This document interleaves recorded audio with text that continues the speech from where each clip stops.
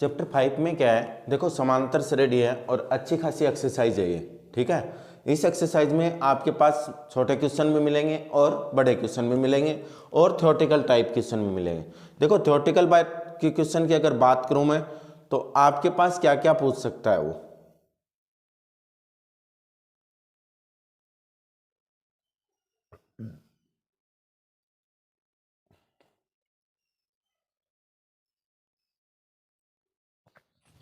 यहां पे देखो एक डेफिनेशन है जो आपको याद रखनी है। एक निश्चित संख्या को जोड़कर प्राप्त किया जाता है संख्याओं की ऐसी सूची को कि वो समांतर श्रेणी होती है, ठीक है। तो आपके पास परिभाषा क्या हो जाएगी, ये अंडरलाइन कर लेना। एक समांतर श्रेणी संख्याओं की ऐसी सूची है जिसमें प्रत्येक पद पहले पद अपने पद से एक निश्चित संख्या जोड़ने पर प्राप्त होता है। यानी समांतर श्रेणी क्या होती है कि एक निश्चित संख्या जोड़ने के बाद में वो क्या हो जाती है, आपको प्राप्त होती है। निश्चित संख्या एपी का सार्वअंतर कहलाती है। जो वो निश्चित संख्या होती है ना, वो क्या कहलाती है, सार्वअंतर कहलाती है। यह सार्वअंतर आपका धनात्मक हो सकता है, ऋणात्मक हो सकती है, शून्य हो सकता है। यानी इसमें यह जरूरी नहीं कि आपके पास वो धनात्मक ही होगा या ऋणात्मक ही, वो कैसा भी हो सकता है। अगर बात करें सार्वअंतर के सूत्र की, फॉर्मूले की, तो डी इक्वल टू क्या आ जाएगा, D equal to A2 minus A1, D equal to A3 minus A2। मतलब आपको कहीं पर भी पद पूछता है तो ये आएगा, ठीक है। अगर नेक्स्ट की बात करें तो आपके पास क्या रहेगा, ये देखो एक समांतर श्रेणी को निरूपित करती है। ए पहला पद है, डी सार्वअंतर है। इसे इसका व्यापक रूप कहते हैं। जनरल रूप किसको कहते हैं, इसको अंडरलाइन करो। ये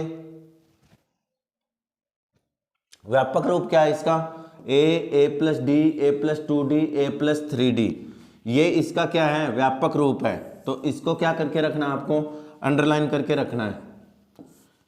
ए प्लस डी, ए प्लस 2D, ए प्लस 3D एक समांतर श्रेणी को निरूपित करती है और यह ए पहला पद है, डी सार्वअंतर है। इसे एपी का व्यापक रूप कहते हैं।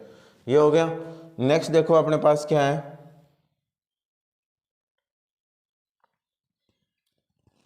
यहाँ पे पदों की संख्या परिमित है। ऐसी इसमें क्या है, परिमित एपी कौन सी होती है, परिमित एपी वो होती है जिसमें पदों की संख्या क्या कर सकते हो, आप गिनती कर सकते हो।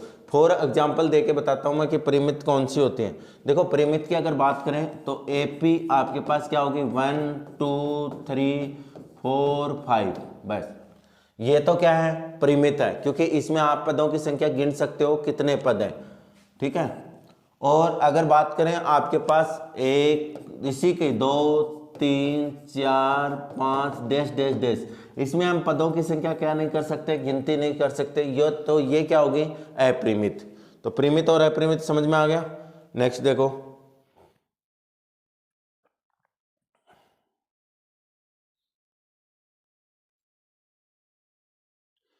एग्जाम्पल नंबर 1 इंपॉर्टेंट है, लगा लो इसको। एग्जाम्पल नंबर 1 क्या है, वेरी इंपॉर्टेंट एग्जाम्पल है, लगा लो।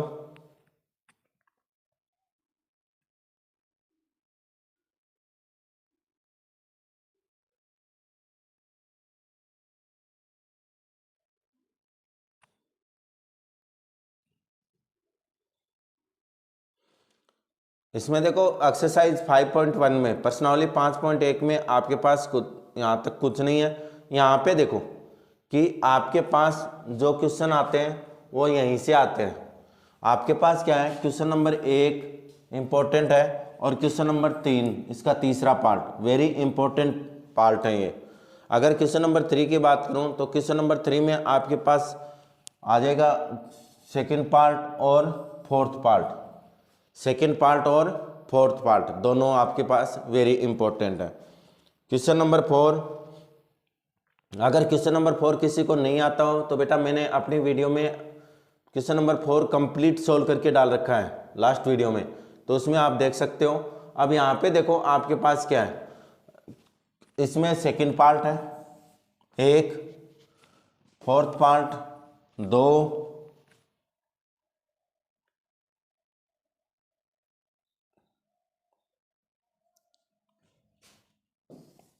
3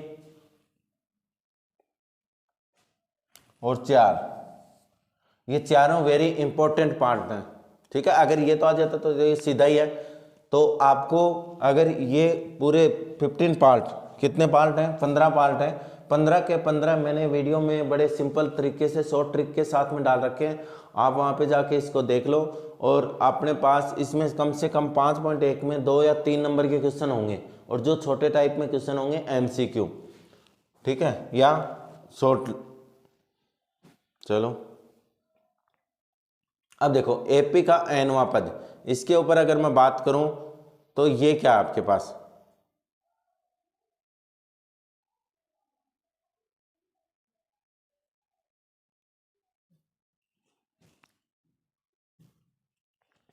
प्रथम पद A हो, सार्वंतर D वाली AP का nवां पद क्या होता है, AN बराबर A plus N minus 1 into D.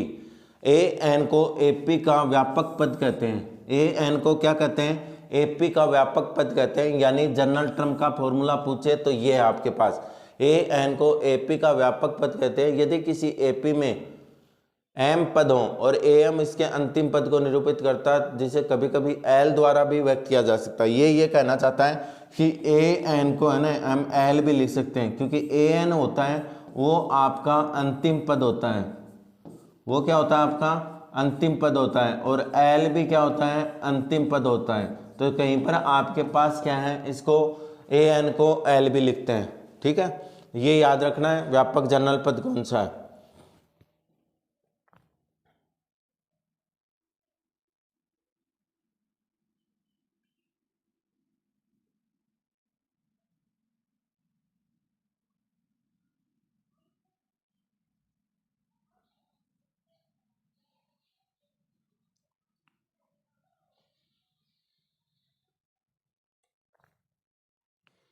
Important question है, एग्जाम्पल नंबर 7 आपको लगाना है। ये भी मैंने करा रखी है पूरी।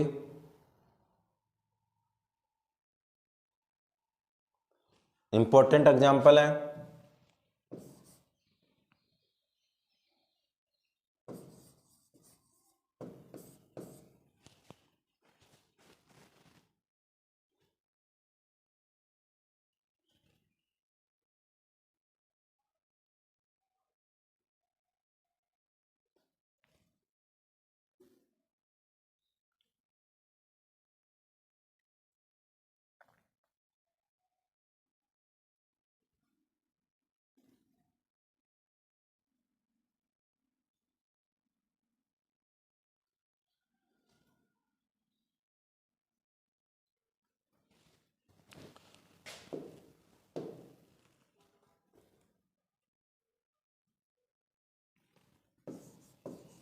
इंपॉर्टेंट लगाओ।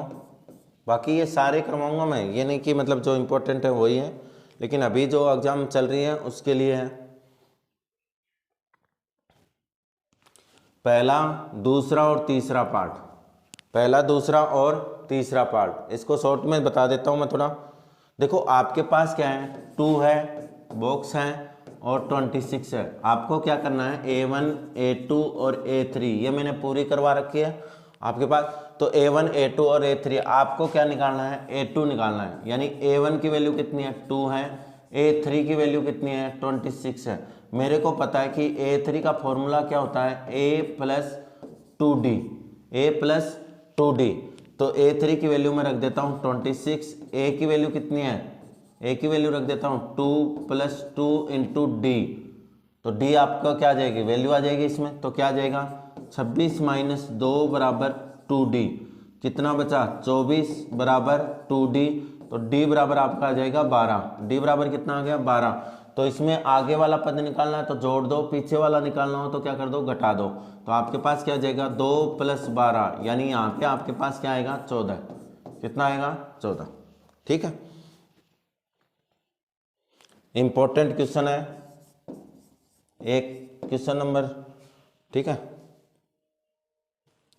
नेक्स्ट देखते हैं। क्वेश्चन नंबर 8 वेरी इंपॉर्टेंट है।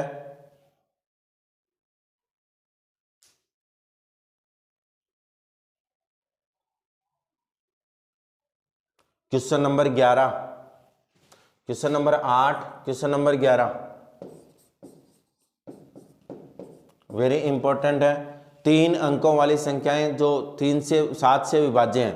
देखो एक तो ये है इंपॉर्टेंट और एक ये है, दोनों ही वेरी इंपॉर्टेंट क्वेश्चन है। इसकी बात करता हूं कि 3 अंकों वाली कितनी संख्याएं 7 से विभाजित है। 3 अंकों की संख्या बेटा कहां से स्टार्ट होती है? 100, 101, 102, 103, जो भी आपको प्रॉब्लम हो ऑन कमेंट, ठीक है।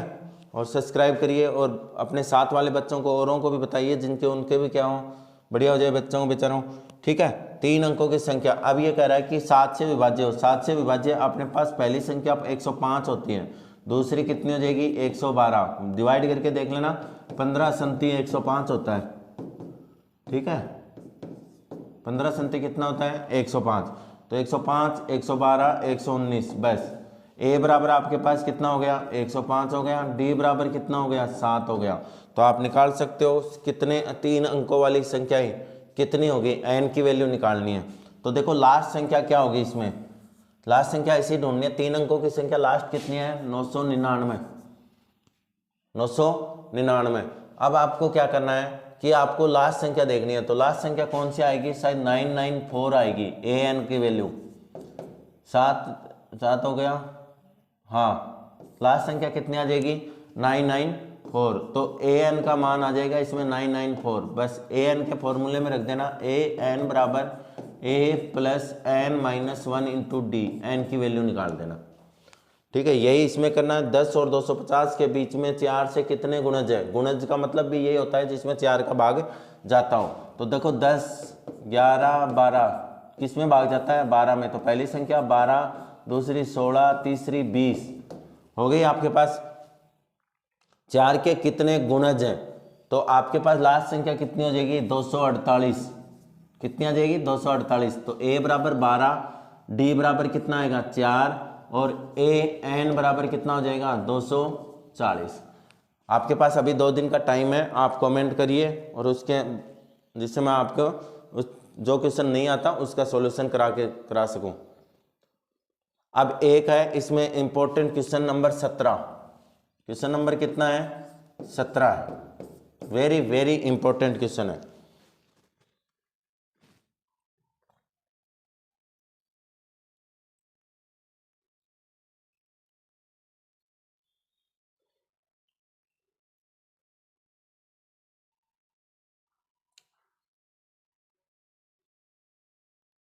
देखो फॉर्मूला लगाना है, फॉर्मूले पक्के याद करना है। किसी एपी के प्रथम एन पदों का योग एस निम्नलिखित सूत्र से प्राप्त होता है। क्या है आपके पास? S equal to N by two, 2a plus N minus 1 into D. अब देखो एक फॉर्मूला आपके पास होता है एस एन बराबर एन बाई टू प्रथम पद प्लस अंतिम पद ए एन, या आपके पास होता है S N equal to N by two A plus L अंतिम पद, ठीक है। ये फॉर्मूला भी आपको याद रखना है। तो आपके पास क्या आ जाएगा? अब देखो ये फॉर्मूला कहाँ से आता है? यहीं से है।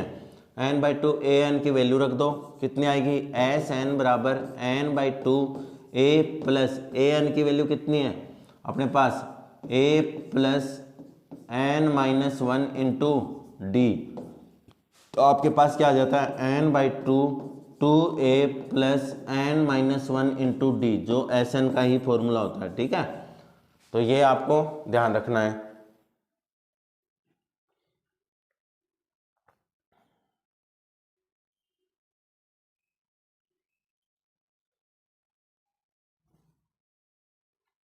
Example number 12 very important example है।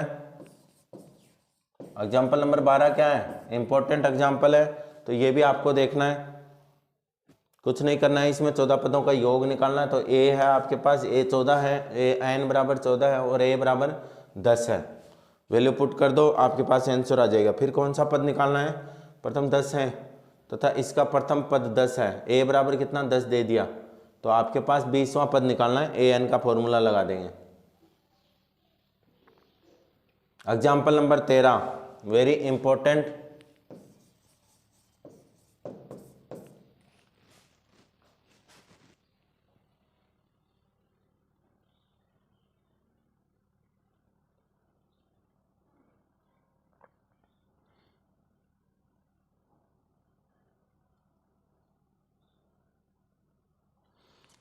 इंपॉर्टेंट एग्जाम्पल है एग्जाम्पल नंबर 16। एग्जाम्पल नंबर 16 क्या है, वेरी इंपॉर्टेंट है, जो आपको अगर नहीं आए कुछ भी समझ में तो मैं बार बार यही बोल रहा हूँ कि आप मेरे को कमेंट कर दो, मैं कमेंट में आपको उस क्वेश्चन को या उस एक्सरसाइज को पूरे दोबारा रिवाइज करवा दूंगा। ठीक है, अब यहाँ पे देखो आपके पास क्या है, क्वेश्चन नंबर 2 में इसका थर्ड पार्ट, क्वेश्चन नंबर 2 में क्या लगाना है, इसका थर्ड पार्ट आपको इंपॉर्टेंट लगाना है और फर्स्ट पार्ट इंपॉर्टेंट लगाना है। ठीक है, इसकी अगर बात करूं तो इसमें ये 3 पार्ट याद कर लेना, बस 4 हो गए क्या, हाँ ये चारों पार्ट बस, और कुछ भी मत करना, चारों पार्ट ही क्या है, वेरी इंपॉर्टेंट है।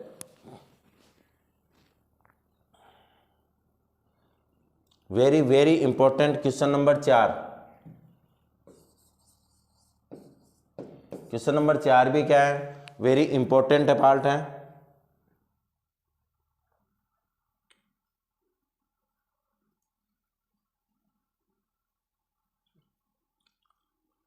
क्वेश्चन नंबर 9,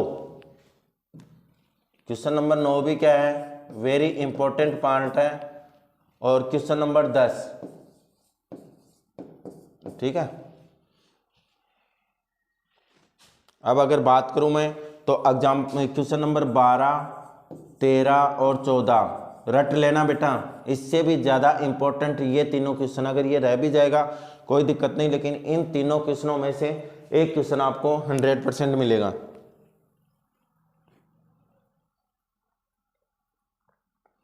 क्वेश्चन नंबर 16,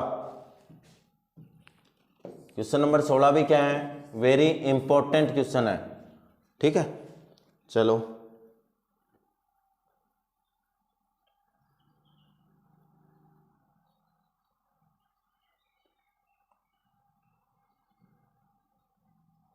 ये हो गया 5 का कंप्लीट। चैप्टर नंबर 6 देखते हैं।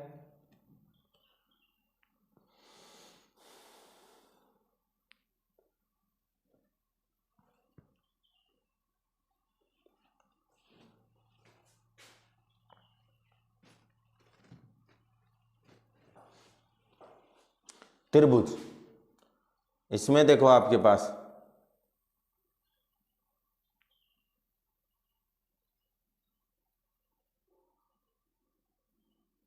इसमें अब theorem,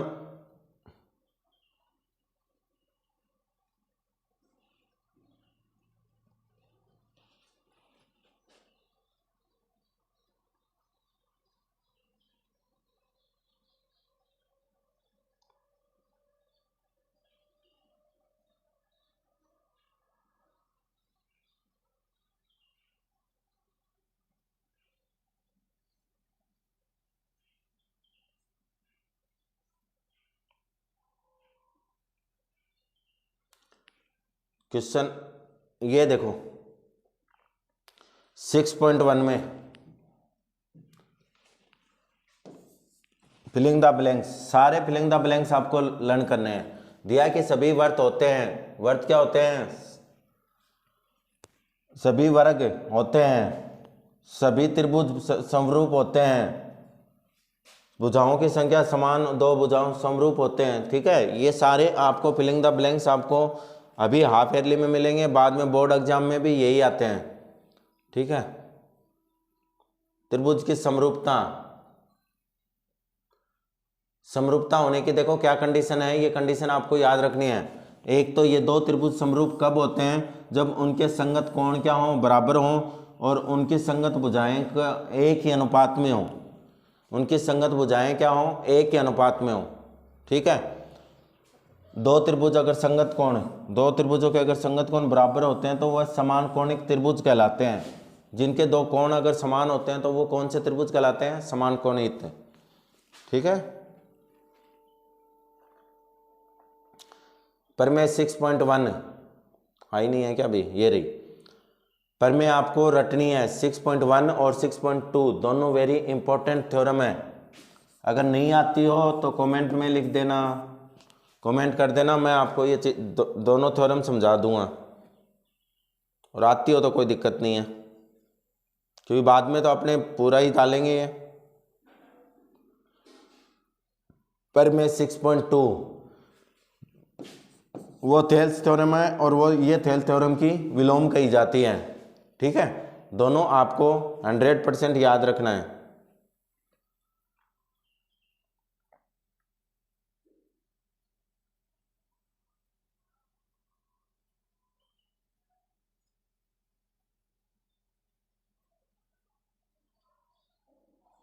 example number 3 very important. Example number 3 क्या है? वेरी इंपॉर्टेंट एग्जाम्पल है। ठीक है, जो आपको लगा के रखना है, सोल्व कर लेना इसको, बहुत सिंपल सा एग्जाम्पल है ये।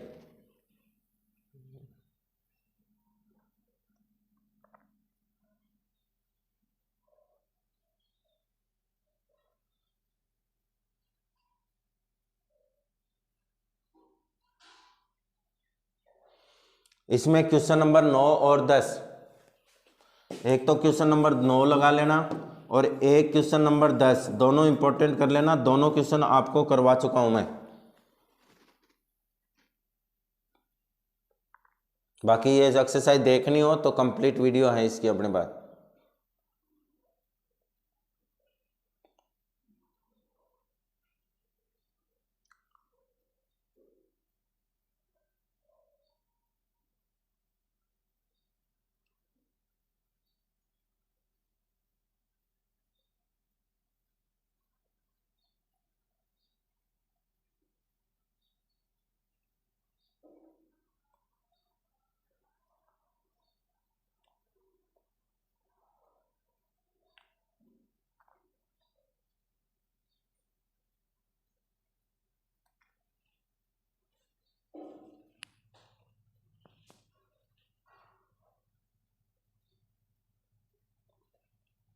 क्या दिया है? यदि एक त्रिभुज का एक कोण दूसरे त्रिभुज के एक कोण के बराबर हो तथा इन कोणों के अंतर्गत करने वाली भुजाएं समानुपाती हों।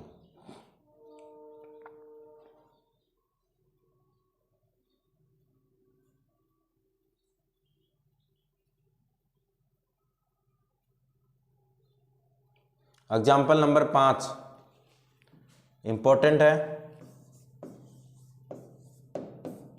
ठीक है,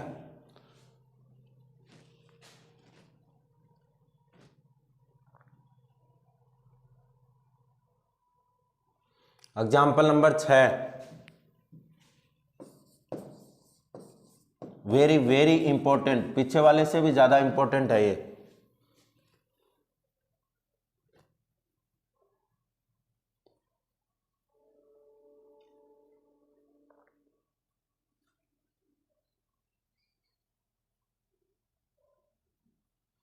अब आ गई एक्सरसाइज। एक्सरसाइज में देखो क्वेश्चन नंबर 3, 2 और 3 इंपॉर्टेंट और क्वेश्चन नंबर 3 वेरी इंपॉर्टेंट। ठीक है, दोनों वेरी इंपॉर्टेंट क्वेश्चन है, इसमें ज्यादा बड़ा क्वेश्चन नहीं आएगा। करवा रखे हैं ये मैंने सारे।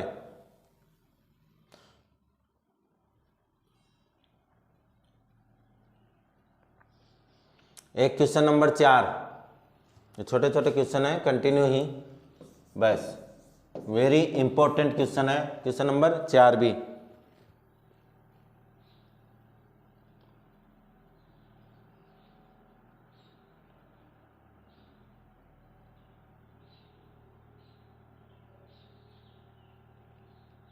ये बड़े क्वेश्चन नहीं करने आपको। क्वेश्चन नंबर 15 और 16, क्वेश्चन नंबर 15 और क्वेश्चन नंबर 16 दोनों ही वेरी इंपॉर्टेंट क्वेश्चन है।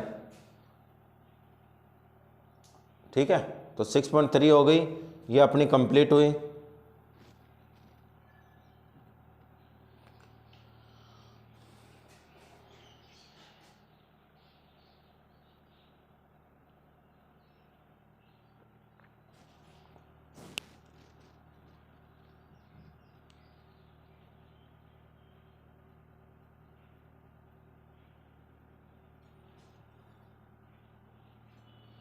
Chapter 7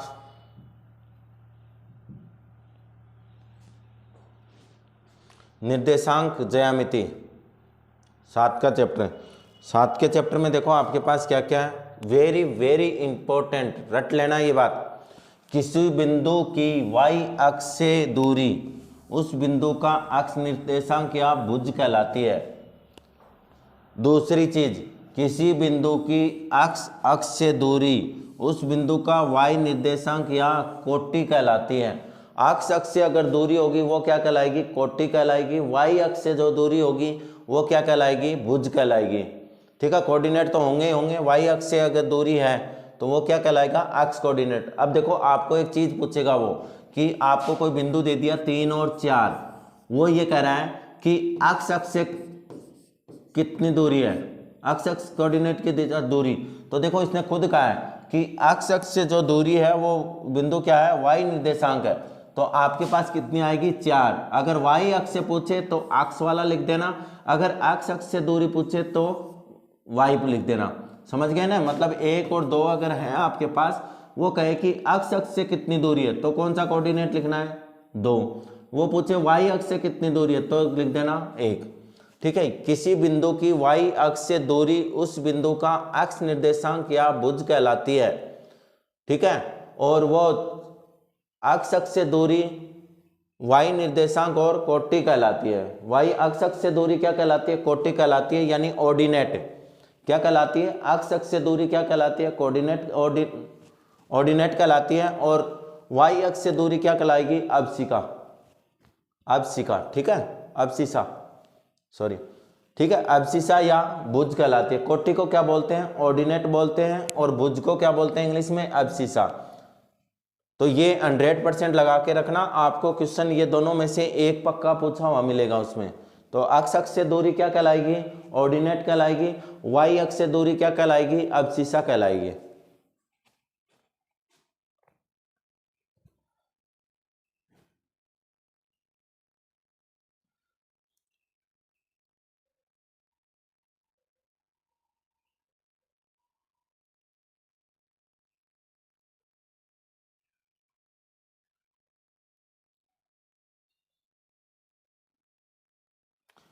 example number 2 very important example है।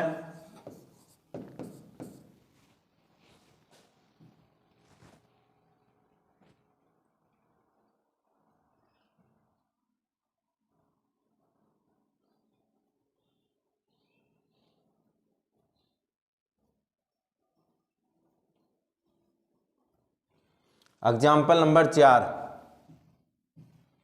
ये ज़्यादा नंबर की एक्सरसाइज है, अच्छे क्वेश्चन है। एक्स और वाई में एक संबंध याद कीजिए ताकि बिंदु एक्स वाई बिंदु 7, 1 और 3, 5 से समदूरस्थ हो।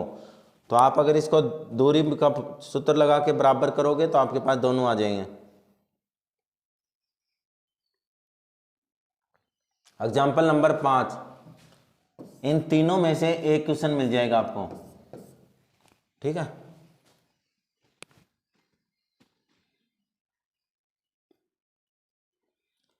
देखो 7.1 में क्वेश्चन नंबर 3 और 4 लगा लो।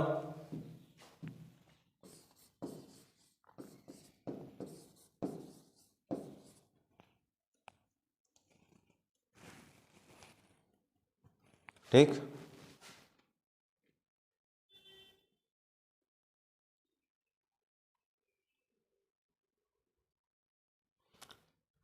क्वेश्चन नंबर 8 और 9, क्वेश्चन नंबर 8 और क्वेश्चन नंबर 9 दोनों इंपॉर्टेंट है।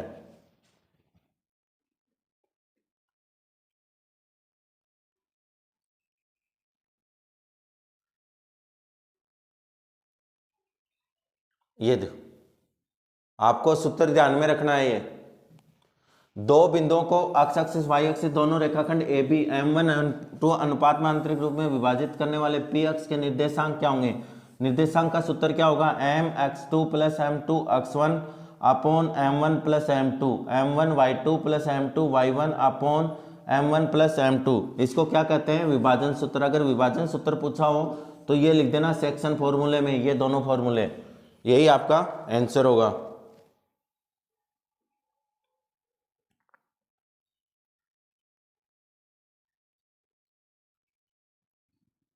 एग्जाम्पल नंबर 7,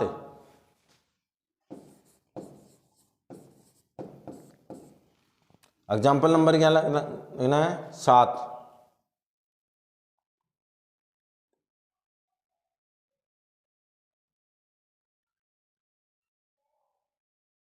एग्जाम्पल नंबर 8,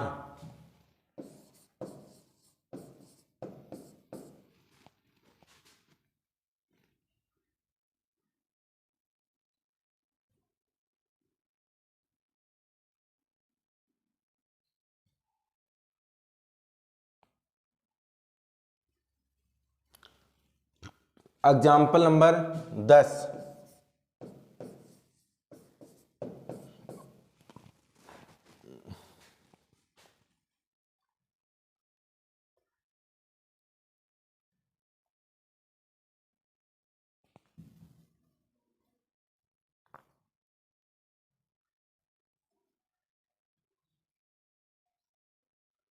इसमें एक 3 हाँ,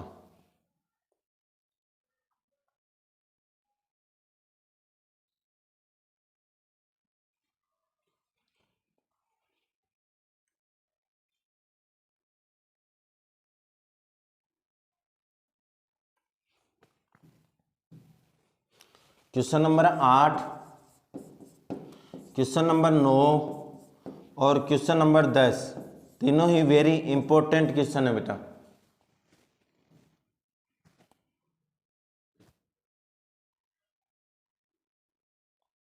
आगे अपने है नहीं, कैंसिल है। Okay, thank you.